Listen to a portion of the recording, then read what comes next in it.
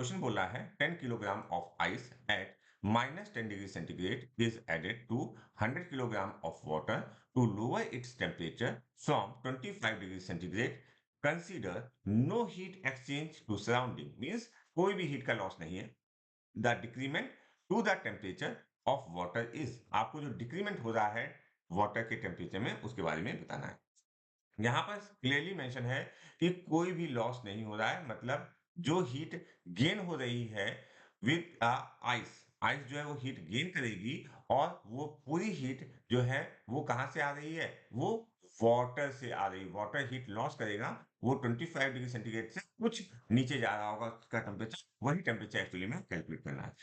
जो हमारा heat gain हो रहा है, ठीक है, पहले हम लोग हीट गेन के बारे में बात करें। हीट गेन,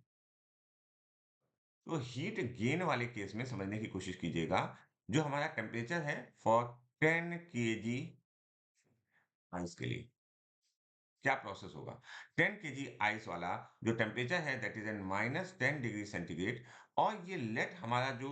फाइनल टेम्परेचर है वो भी हमारा डिग्री सेंटीग्रेड में है, तो हमने कहा टी डिग्री सेंटीग्रेड होगा। अच्छा, इस कंप्लीट में -10 डिग्री सेंटीग्रेड से टी डिग्री सेंटीग्रेड में कितने प्रोसेस इन्वॉल्व होंगे ये बहुत अच्छे से समझ में आना चाहिए, ठीक है। तो देखिए इसमें कौन कौन से प्रोसेस इन्वॉल्व होंगे। सबसे पहले, क्योंकि टेम्परेचर चेंज के प्रोसेस हैं एक्चुअली में ये, ठीक है, तो आप समझने की कोशिश करो। यहाँ पर सबसे पहला प्रोसेस होगा that is in -10 degree centigrade की जो हमारी आइस है, ठीक है, ये जो 10 डिग्री सेंटीग्रेड की जो आइस है वो कहाँ कन्वर्ट हो जाएगी, वो कन्वर्ट हो जाएगी हमारी 0 डिग्री सेंटीग्रेड की आइस में। ये कन्वर्ट होगी 0 डिग्री सेंटीग्रेड की आइस में। एक इंपॉर्टेंट बात, ओके, अब ये 0 डिग्री सेंटीग्रेड की आइस क्या करेगी? ये जो 0 डिग्री सेंटीग्रेड की आइस है, ये 0 डिग्री सेंटीग्रेड के वाटर में कन्वर्ट होगी। 0 डिग्री सेंटीग्रेड वाटर, क्लियर होगी बात? अब ये जो हमारा वाटर है, ये हमारा कन्वर्ट होगा, समझने की कोशिश कीजिएगा। ये जो वाटर है that is going to convert T degree centigrade of water, ठीक है। मतलब अगर आप समझने की बात करें तो गेन वाले केस में हमारे पास सबसे पहले कहाँ से कहाँ, -10 डिग्री सेंटीग्रेड आइस से 0 degree centigrade ice, then 0 degree centigrade ice से 0 degree centigrade water, then 0 degree centigrade water से टी डिग्री सेंटीग्रेड वाटर होगा। अच्छा, तो इसको हम कैलकुलेशन भी यहीं पर कर लेते हैं इस पर्टिकुलर प्रोसेस के। तो अगर इस प्रोसेस के बारे में बात करें तो यहाँ पर कितनी हीट होगी, देखो यहाँ पर क्या हो रहा है, यहाँ पर सिंपली हमारा टेम्परेचर चेंज हो रहा है, ठीक है, टेम्परेचर चेंज हो रहा है, आइस आइस में ही कन्वर्ट है, आइस आइस में ही कन्वर्ट है, तो हमारा एम एस डेल्टा टी लगेगा। मास हमको पता है, ठीक है, स्पेसिफिक हीट ऑफ आइस हमको यहाँ पर गिवन है, ठीक है, और हमारा टेम्परेचर हमको खुद से ही पता है, तो हम लिखेंगे, मैं फॉर्मूला नहीं लिख रहा हूँ, डायरेक्टली वैल्यूज को लिख रहा हूँ। तो एम, ध्यान दीजिएगा, मास मल्टीप्लाइड बाय एस जो वैल्यू है that is 2100, okay, multiplied by, in bracket क्या लिखेंगे, 0 माइनस माइनस ऑफ 10। ये बहुत ध्यान से समझ लीजिए, ये हमने क्या किया है, यहाँ पर हमने टेम्परेचर चेंज किया है, ठीक है, लेकिन हमारी जो स्टेट है वो चेंज नहीं हुई। अच्छा, इस जगह पर बात करते हैं, जब हमारी स्टेट चेंज हो रही है, क्या स्टेट चेंज हो रही है, देखो 0 डिग्री सेंटीग्रेड की आइस जो है वो 0 डिग्री सेंटीग्रेड के वाटर में कन्वर्ट हो रही है, तो यहाँ पर जो होना चाहिए दैट इज इक्वल टू, इसको हम लोग प्लस में लिखेंगे, ठीक है, दैट इज इक्वल टू कितना होगा, मास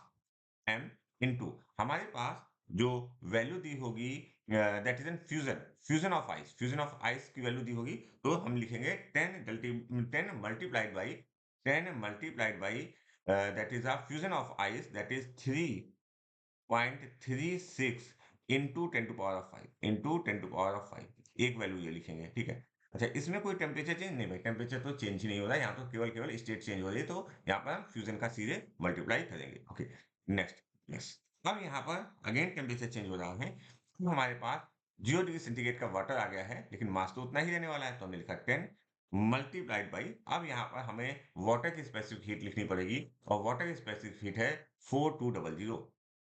4200। अच्छा, यहाँ पर टेम्परेचर चेंज कितना हो रहा है, यहाँ पर आप लिखोगे, यहाँ पर आप लिखोगे टी फाइनल, या टी जो मैंने लिया लिया हुआ है, टी माइनस 0,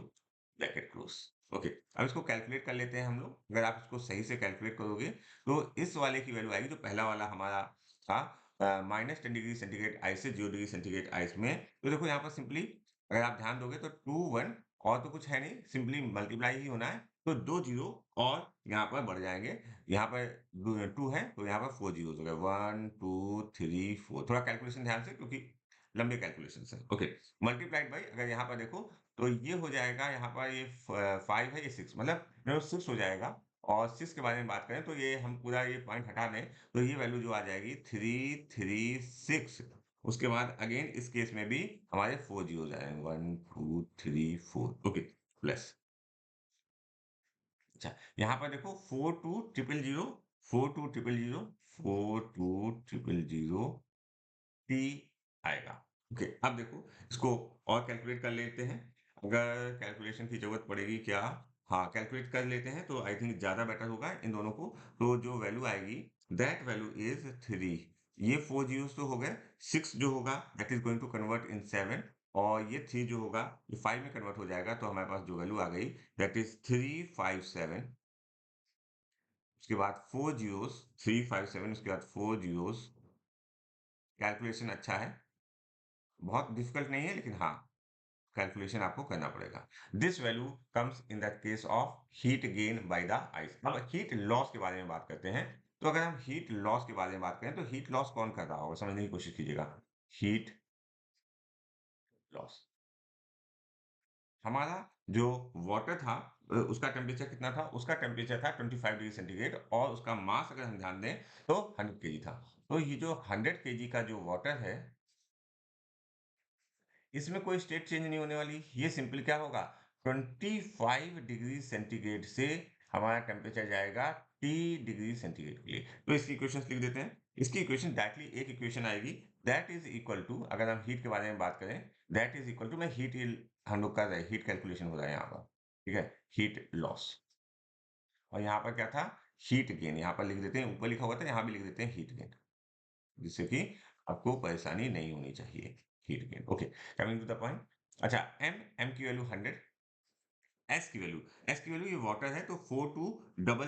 4200 अच्छा यहाँ पर टेम्परेचर लो हो रहा है तो आप ऐसे लिख सकते हो 25 माइनस टी इसको हम लोग सही से कैलकुलेट करेंगे तो वैल्यू क्या आनी चाहिए इसको अगर आप सही से कैलकुलेट करोगे तो देखो यहाँ पर 25 आ रहा है टी आ रहा है तो 25 और मल्टीप्लाइड बाई 42 यहाँ पर थोड़े से कैलकुलेशंस आपको करने पड़ेंगे तो जो वैल्यू आएगी that is 105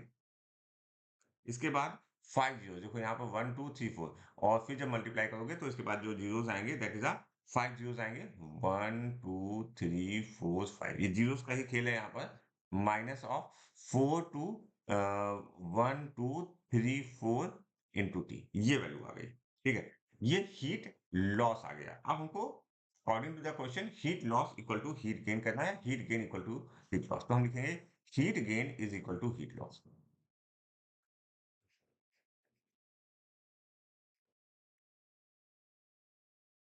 heat gain is equal to heat loss अच्छा हीट गेन कितना हुआ था एक बार देख लेते हैं ये था हीट गेन की वैल्यू 357 के बाद 40 357 उसके बाद 4 जीरोस थे ओके प्लस 42 के बाद कितने जीरोस थे 3 जीरोस थे 1 2 3 टी इज इक्वल टू 105 1 2 3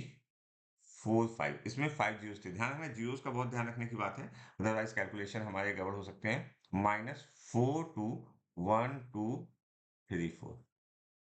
ठीक ये बस हमको कैलकुलेशन रह गया है अच्छा अगर आप इसको सही से कैलकुलेट करते हो अगर आप इसको सही से कैलकुलेट करोगे तो यहाँ पर देखो इस साइड में पे हमारे पास 3 जीरो है इस साइड पर हमारे पास 4 जीरो है तो ये इधर आएगा और जब ये इधर आएगा तो सिंपली ये ऐड ऑन हो जाएगा ठीक है ये ऐड ऑन हो जाएगा ये वाला टर्म को मैं इधर लेके आ रहा हूँ तो जो वैल्यू बच रही है that is a 462 triple zero T is equal to अच्छा अब इस केस में देखो ये वाला टर्म ज्यादा है और ये वाला टर्म जब इधर जाएगा ये 7 है यहाँ पर ठीक है तो क्या होगा माइनस में हो जाएगा और अगर आपने सही से सब्सट्रैक्ट किया तो इसकी वैल्यू आनी चाहिए 693 के बाद 40 1 2 3 4 ओके, इसको कैलकुलेट करते हैं तो हमारी टी की वैल्यू जो आएगी, सिंपली अगर आप कैलकुलेट करोगे, that T value is coming to us is 6931234 upon 462123 को आप सही से कैलकुलेट करोगे तो आपके पास जो वैल्यू आएगी that is a 15 degree centigrade. Okay, ये वैल्यू जो आ गई that is a 15 degree centigrade. अच्छा, अब हमसे देखो ये 15 डिग्री सेंटीग्रेड, ये टी की वैल्यू आ गई है, ठीक है, टेम्परेचर की। लेकिन पूछ कर रहा है क्या हमसे, 15 डिग्री सेंटीग्रेड पूछा है, द डिक्रीमेंट, ठीक है, the decrement to the temperature, decrement कितना हो रहा है, देखो 25 पहले था और अब जो फाइनली आया है वो दैट इज अ 15। तो डिक्रीमेंट जो होगा, delta T is equal to 25 minus 15 and this value comes to be a 10 degree centigrade. तो हमारा डिक्रीमेंट के बाद जो टेम्परेचर आया, जो डिक्रीमेंट टेम्परेचर आया एक्चुअली में, that is a 10 degree centigrade. So हमारा option 1 is correct for this question.